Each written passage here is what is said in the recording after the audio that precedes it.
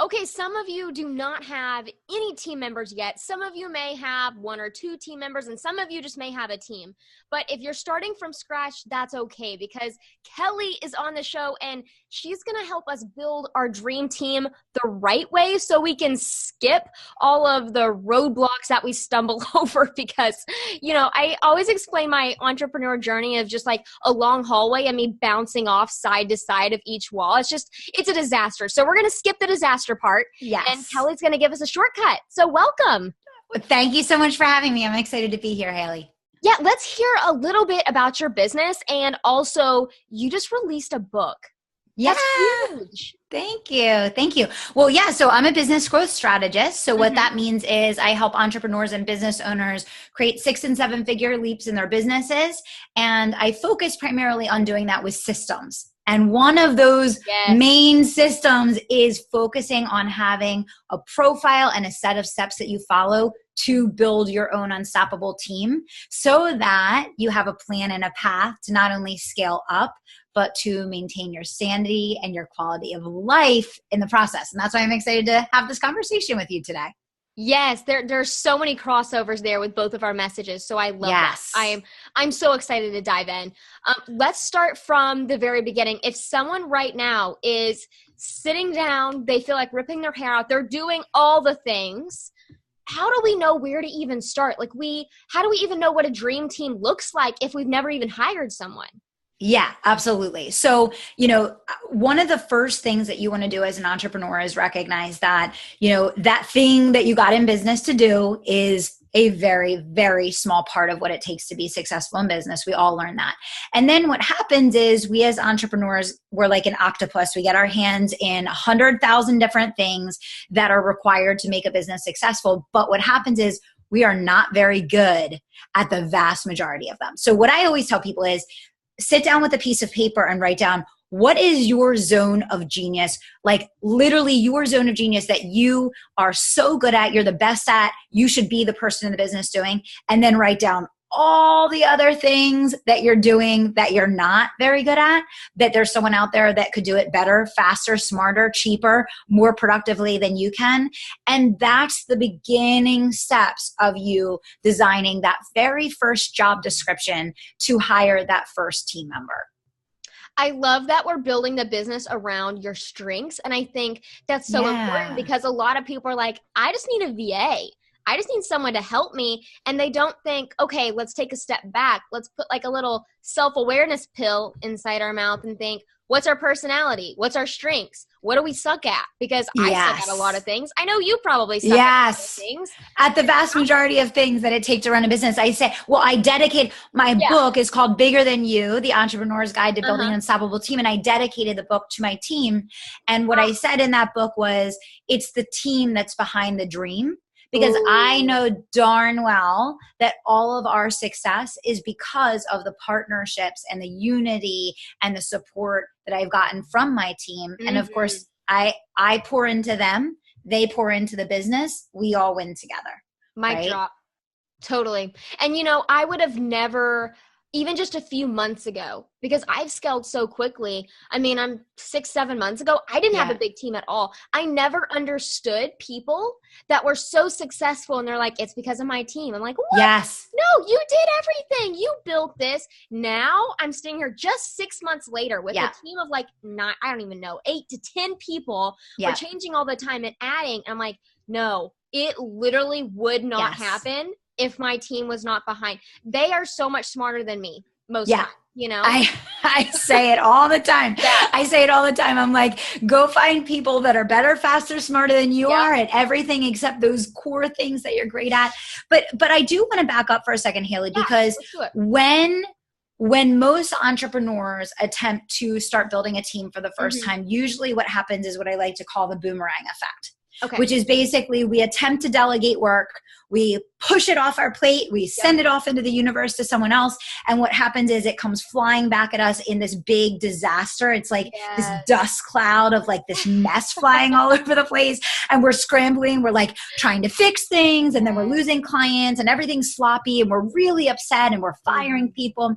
And this is what typically happens when we get started hiring, right? Yeah. Because most entrepreneurs, so my background, I worked for a Fortune 500 and I had a team of 100 people. So when I started my business, the first thing I focused on was team, because that's my background and my history was there. Right. Most people don't come into entrepreneurship saying, I'm going to start off building a team, right? That's something that comes later down the line. So what I always say is slow down, take a breath, and realize that your team is only as good as you set them up to be. Oh, so many your micro team, moments. Yes. And literally, and I teach my clients this every single day. Your employee's failure is because of you. Your contractor's failure, it's because of you. Whenever you peel the layers back and you look at underperformance in your organization, and I don't care if your organization right now is just you, maybe it's you and your cat. Maybe you have a VA for an hour, right? Maybe your mom works an hour a week for you. Your organization is you and whoever else is associated with the business, team or no team. But any failure in that organization always comes back to us. And so if you're thinking about hiring your first person, or maybe your next person, the first thing that I challenge everyone to do is take the time to really get the business organized and to set up the job description, number one, in a way that it can produce profit for your company. Yes.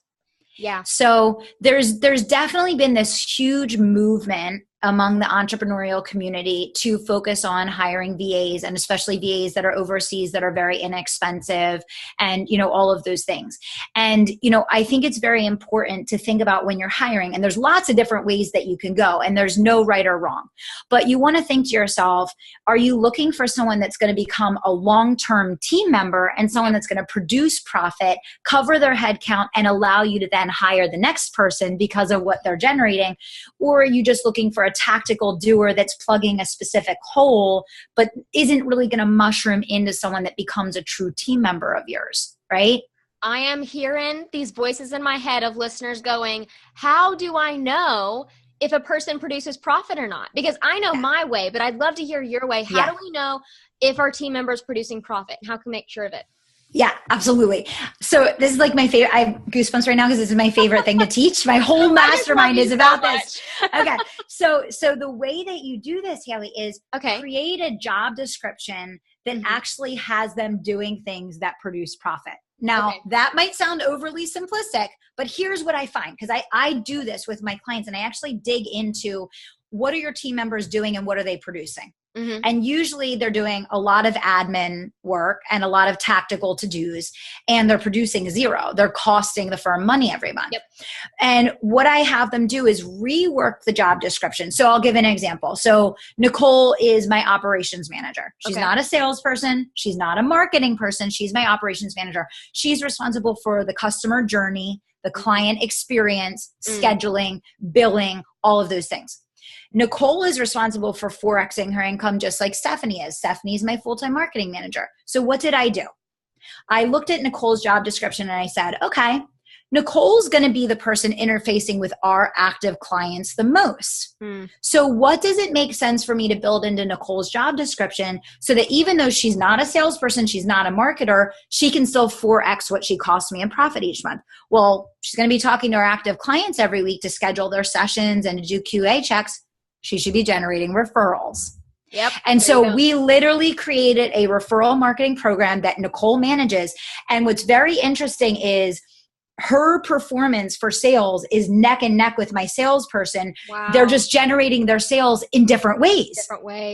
And every time I hire someone in the firm, we construct their job description, no matter what their role is, so that they have something in their role that they can get really, really good at using their strengths, not forcing them into an area that's not comfortable or not right for them, but using their strengths to produce profit for the company. So you asked, how do we know if they're producing profit, and how do we get them producing profit? Well, you know if they're producing profit if you can look at a direct correlation between, okay, Nicole's doing, 15 client conversations a week and we're generating 2 referrals a week and we're closing 1. right? So direct correlation there.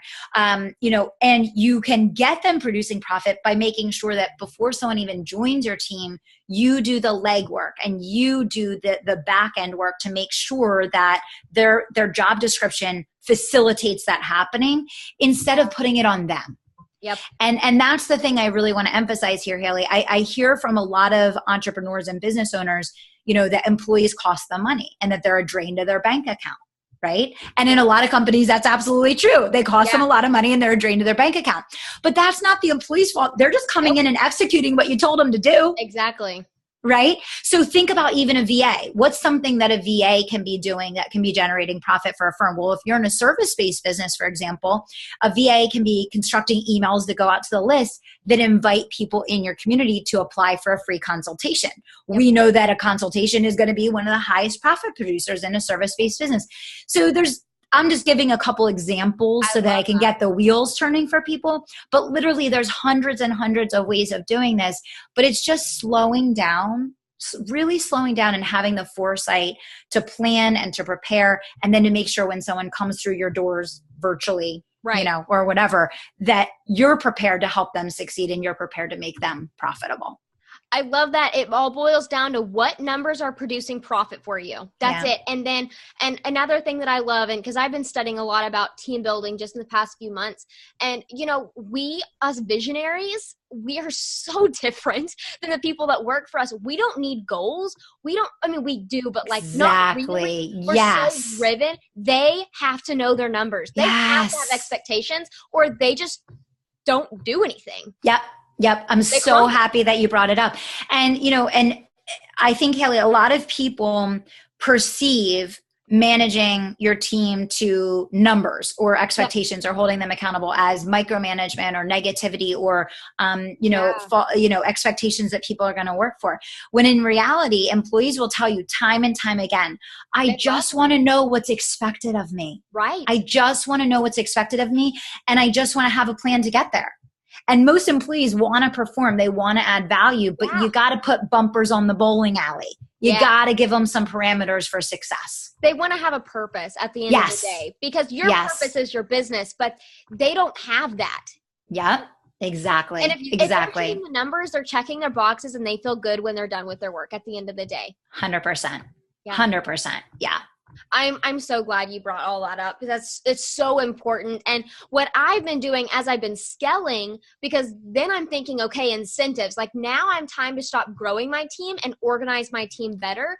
So I'm thinking, how can I love on my team even harder? And it all goes back at the end of the day, it all goes back to those numbers. If they, let's say, 2x their goal, then they get an incentive bonus. Yeah. Or, what does that look like in your business? Like those are the kind of things that you need to be thinking about as you're building and scaling your dream team. Yes, exactly. And, I wrote about this a lot in the book and I talk about this a lot. When you're welcoming people into your company, your firm, your organization, whatever, as you said already, Hilly, like this is your dream. This is your vision. This is your movement that you're creating. So the number one thing that you want to focus on doing as you're adding people to your team, I don't care if it's a VA, if it's a part-time sales rep, it's a customer service person, it's an accounting person, find out what their dream is. Yeah. And figure out how you can tie their compensation and their incentives and their bonuses and their career progression with your company into when they accomplish their goals that you need from them, you're helping them to accomplish theirs, because you can't expect your team to run on your purpose. They need to run on their purpose. And you need to figure out how can their success at this company help them to accomplish their goals and dreams. And how can we tie those two things together so that everyone is winning together. Everyone is achieving what matters most to them. Yeah. I love that. I think it's so unique because I look at the people on my team and my integrator is so different than my executive assistant. And, my affiliate manager has different needs and wants and it's a little bit hard. I think it kind of ties back to our past too. And I would love to hear your perspective on this because like for me, I used to work at a corporate job and I don't want to bash or say anything negative at all, but I did not feel heard appreciated Yes. or valued. And it was because no one understood my position in the company. No one knew even what I did. No one cared enough to even take. Yeah. I was running an entire department of that company. Yeah. I brought in money. No one said anything. I never want to make anyone in my company feel that way. And so I have this fear. It's emotion that like is integrated into how I manage people. How do we take those emotions and feelings from our past and leverage them to have a good team? Yeah. Well, it's so interesting that you share that story, Haley, because I came from a corporate background also. Okay. I was in a high level leadership role. I felt very many of the same things that you just described. It was a lot of why I was like, why am I making this company millions of dollars? I'm going to go do it for myself. So exactly what you described. I think we all have those negative emotions from the past that then can trickle into the way that we lead. But what I found and what I've really made it a point to integrate into my company that came from my past experience is all of those things that I disliked that I felt were not right or unfair or really hurt me. I try to do the exact opposite in my company. Yeah. And let me tell you, I feel like I have the happiest employees on the planet because they feel heard, they feel appreciated, they get to contribute in a meaningful way, they're recognized, they're rewarded, they see how they can accomplish their goals and dreams. So I don't think it's any more complicated, Haley, than writing down on a piece of paper all the things that you didn't appreciate in the way that you experienced things in the past and asking yourself, well, wait a second, I'm in control now. So how do I flip that around and do the opposite with my company and my team?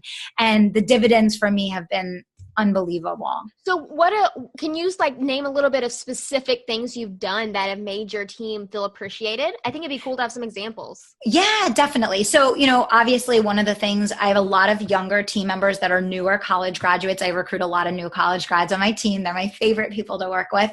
And they all have different causes that they believe in and things that they support. And so, when I learned this about them, I really integrated that into kind of what we do. So they have volunteer time where they can take time off to volunteer for charities that they care about. Once a quarter, we do something as a team to impact the community. I allow them, so we make donations consistently to Charity Water. That's my charity that I really like, but I allow them to pick different organizations that mean something to them. And I'll say, okay, this quarter, we're going to make a donation to this charity or that. Now, it does not need to be money. So I don't by any means want to say that. I'm giving one example. Another example is, for me, I hated the fact in corporate America that the better you did, you would keep getting promoted and then you had to work more and more and more hours. And you actually, even though you were getting paid more, you were getting paid less because you were working so many more hours that you never were actually netting a gain. Never. And so, right. Yeah. So one of the things that I did with my team is they have flex hours. So they have sales goals that they have to meet at the end of every week, and they have metrics that they have to hit. Everyone has their own metrics plan that's totally unique to their role. I don't care when they start. I don't care when they finish. We have team calls at certain times that they have to be on every single day. But besides that, I pay for them to have a gym membership. I tell them, go work out in the middle of the day. Go take a walk. De-stress. Do what you need to do. And all those things that, like, when I was in corporate America, one of the things that was a tipping point for me wanting to leave was that it was compromising my health. I couldn't work out. I had no time to take care of myself. I was on planes and trains and flying all over the place. So again, I just did the opposite. I just did the opposite. I was like, you know what? I'm going to encourage my team to work out and take care of themselves so they don't burn out. And in fact, I'm going to take it a step further and I'm going to pay for their gym membership, which, by the way, is like $30 a month. So it's nothing. Right? And then I'm going to take it a step further and say, and you know what else? Work out during the workday. Take care of yourself. Go home at night and get to spend time with your family or your husband or whoever you care about. So little things like that go such a long way. Well, who here wants a job application for Kelly's business? Little things though. No, I'm kidding. Yeah, just little things, So it's just all those things. And you know what it is? Yeah. Just be a good human. I love that. Just be a good human. There's so much room. There's so much abundance. There's so much to go around for everyone. And, I think that there's been such a connotation with hiring and fear around the money piece of it for entrepreneurs. Mm-hmm. And my mission and why I wrote the book and what I'm really trying to push out there right now is that building a dream team makes you money. It does not cost you money. And as long as you're willing to work as hard at making them successful as you're asking them to work at creating your dream for you, it's going to be a winning partnership for everybody. Yeah. Oh, yeah. That's amazing. Oh my gosh. I'm just blown away. I feel like I am going to re-listen to this myself because I need to brainstorm ways to just love on my team even harder. Yeah. And I am not a details oriented person. I think most visionaries aren't. And so I get caught up in that. I'm like, oh, details, blah. I'm the same way. I'm not a details person. Another thing that I can just suggest that for anybody, and maybe even for you, Haley, I just did this in my last team meeting and I got some awesome feedback from it. It was really inspiring for me. Was I actually created a survey and I gave it to all my team members, and it was like asking them questions like, what do you love the most about your job? If there's one thing that you could change, what could it be? What would be something super special that you would like as recognition when you accomplish a big goal within the company? Oh, here's another thing we do. Once a quarter, we get together and each of my team members bring their dream boards. And they talk about what's on their dream boards, and they talk about the next thing that they're going to accomplish, and they talk about the last thing that they have accomplished through their bonuses and their commission and their career growth with the company. Little things. Huge. Just that's little huge. Things. Yeah. Yeah, that's amazing. That's a really good idea. So speaking of team meetings, because you brought up team meetings, you say you do yours every day. I do mine once a week, and then we have sporadic ones during the week. I'd be curious, what's the structure of your team meeting? Yeah, definitely. So our team calls are usually every single morning. They usually last anywhere from 15 to 25 minutes. So I am a big believer, like I want efficiency. Yep. I do not want, I don't run things longer than 30 minutes. So basically what we do is we talk about what the big goal is for the week and what's going on with the company, whether we're in a launch, we're in a challenge, we have a webinar going on, we're in the middle of signing people for a specific program. So we talk about the overarching theme of the week and what's going on from big picture. And we talk about each person's role in that and what their core objectives that they need to accomplish are. How many new strategy sessions do we need on the calendar? How many referrals are we looking to get this week? How many new bookings for PR, blah, blah, blah. Then we have each person review where they are versus their metrics for the week and what outcomes they've produced so far, and then what their plan is to get to their metrics for the week and to get to their sales outcome. So it's very short, sweet, and to the point, but it's steering. It's just keeping us focused on here's our umbrella. Here's each person's role. This is their plan to get to their goal for the week. Here's where they are. Here's where they need to be. And here's how they're going to get there. Love that. Okay, awesome. That's really good to know.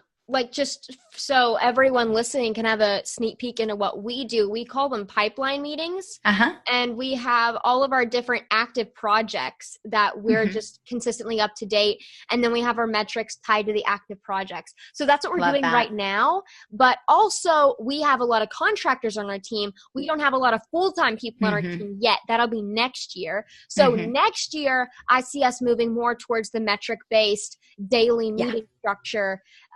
So it's cool to see how different people run their meetings. I hope that kind of inspired all of you guys listening. And I also want to say, you can have a team meeting with yourself.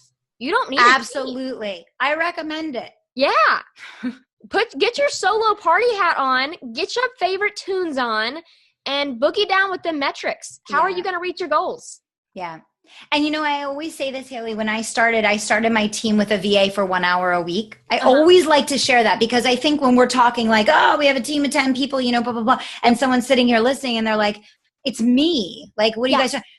So even when I started with that VA for 1 hour a week, I had really super specific, what has to happen, right? It was blog needed to be uploaded to the blog, email needed to be pushed out to the list, content needed to be pushed out to all the social platforms, strategy session consult apps needed to be pushed out. So even starting with 1 hour a week, you can start creating this rhythm, right? Where you have a company that's run like a well-oiled machine because you're guiding and directing what's happening, and it's on a path versus it being kind of out there by default. And when you take the reins and you're designing the result that you want and you're designing people's focus, even from day one with one person, you're going to see really rapid results. Yeah, totally. Yeah, I think that's going to be a game changer is you have running a team meeting solo. Yeah. Yeah. Awesome. Is there any other tips for building a team or anything that you'd like to share that you feel like we haven't covered? Well, yeah, so much. But I think So one many things. thing, yeah, I think one thing that I'll say, because I have worked with so many entrepreneurs on those first few hires, and I see this mistake a lot, is Mhm. you have to be willing to be really open and honest with people Mm, during the job interview and also with yourself. And I find that a lot of times when I look at an employer that's not happy with a contractor or with an employee, yeah. and then I dig into, well, what was told to this person when they were hired? What was explained to them? Yep. What expectations were conveyed to them? Were the metrics reviewed? Were the financial outcomes, discussed? And a lot of times I find that we were roses and Yep. fairy dust on the front end, and then it's like ashes burning, right? Like, Yep. and we're trying to like get the fire extinguisher. So I would just say be really, really honest with both yourself and with the people that you're interviewing, and be fair. And it's only fair to really, truly understand if you're going to spend $2,000 a month on someone, you need to know what return on investment do you need to make for that person. And that should be a part of the interview conversation. And so I would say be honest, be open, do the math up front, have the real conversation as a part of the interview process. And don't let that halo effect thing start going on. It's great to hire people that you like, and it's great to work with people that you want to enjoy being around. But at the end of the day, you need to make sure that the DNA is there, right? The work ethic, the integrity, the character, and most importantly, in a small business, the hustle. I love that. I think there are so many mistakes to avoid, and that's a huge one. And Yeah. that's a huge one that I fell into when I first started hiring, because I'm not a detail-oriented person. I'm a very rosy, Yeah. ignorantly optimistic person. Yeah. That's just me by nature. And so I would come into all these interviews and be like, great, you're perfect. Like, there's nothing Yeah. wrong with you. Well, you just can onboard yourself. Like, We've all done it. We've all done it. That's why right? I brought it up. We've Yeah. all done it. Yep. Absolutely. That's so important. So if you want to avoid this mistake, because I get this question a lot, is what do I have to have in place before I even onboard someone? And obviously there's systems. Obviously, you need to have your metrics for that person to hit. Yeah. But aside from those things, what else do we need to have set in place? I think most importantly, you have to commit to what are you going to release and set aside to make time to help this person to succeed. Because one of the biggest reasons why contractors or employees end up costing a firm money instead of making them money is that when they arrive, virtually or otherwise, there wasn't anyone that was really truly prepared to do the onboarding with them and to do the training and coaching with them. And so they were set to fail from the very beginning. So I would say before you hire that next person, what are you prepared to put aside for a little bit? What are you prepared to sacrifice, or what are you prepared to release or delegate to someone else so that you can give this person a fair shot at success, so that they can make you money, you guys can win together, and you can create that long-term partnership. Yeah, totally. I 100% agree. And I think it's harder than you think it is. And a lot of this is harder than you think it is. But I think honestly, like if right now you're kind of on the edge, like, I don't know, I'm a little bit scared to really build this team. I didn't know what I was doing. Did you when you first started? No one does. No one does. Like, girl, just jump in 2 feet first, start hiring people. Yes. And just roll with the punches. That is exactly that's how I run my business. You roll with the punches, you go with the waves. It all works out.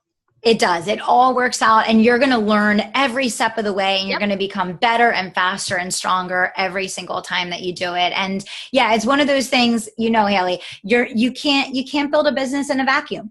You can only learn by actually getting in there and experiencing it and doing it. And it's from that you grow. I always joke that my business is what the vacuum needs to clean up. I love that. Like, my business is all over the floor right now. Just ignore us and the dirty stuff. I love that. We make so many mistakes on our team, and we allow mistakes on our team. It just is going to happen, and you're going to make so many mistakes as you build your team, but don't let that stop you. Kelly has given us so much amazing advice, and I know just from the short time that I've been building my team just this year, I've learned way more by just doing it than listening to so many people. But really, I want to end on this note. If you want to speed up the entire process of building your team, and if you really are serious about building a solid team and wanting to skip most of the mistakes, you need to get her book right now. Oh, so can you tell us a little bit more about how to get this book? I would love to hear. Yeah, absolutely. So if you want to get a hardcover, you can head on over to kellyroachcoaching.com, or of course you can get the soft covers on Amazon. But yeah, it really is everything that I've learned over almost 20 years of teaching and coaching and training people. And the goal is just to help you guys to shortcut and not make the mistakes and not fall into the pitfalls, and to have a roadmap to follow so that you can have success and make money as you build. Yeah, I love that. Thank you so much for coming on. You've been so incredible and so transparent. I really thank you for your transparency. For sure. Thank you so much for having me.